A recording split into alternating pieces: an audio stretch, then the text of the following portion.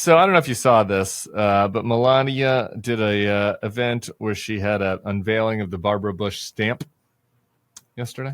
I had this lovely encounter with her during the Jeb campaign. She was going to do an interview for us with Nora O'Donnell, and it was my job to like brief her, And so I'd never met. I'd met her, in like in a group setting or whatever, but I'd never been one-on-one with Barbara Bush before. And I start going over kind of the easy questions, the obvious things Nora's going to ask her. And she's amazing. I mean, she like didn't need me to prep her at all on any of this stuff. And then we get to the tough questions.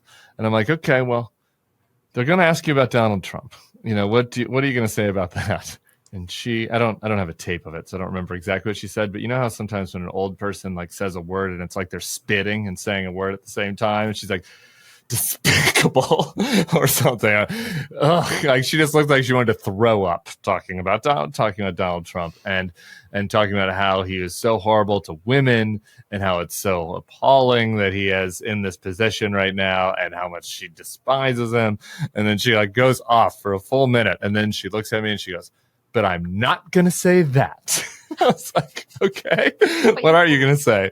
And she gave a very appropriate first lady comment about how she has disagreements with him, particularly on women's issues, and she thinks her son would be a better candidate. I was like, okay, great.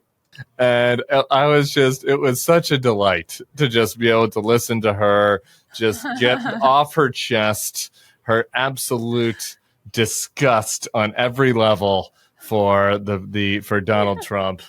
And then, demonstrate how you're supposed to act, as back in the old days was when we had, comedy and people with dignity in the White House. And so she'll be missed. She deserves a stamp. She deserved, I don't know, Doug Emhoff revealing it probably instead of Melania, but such is life. Want to see more of this video? Head to thebulwark.com or check out the Bulwark's YouTube channel right now. I'll see you there.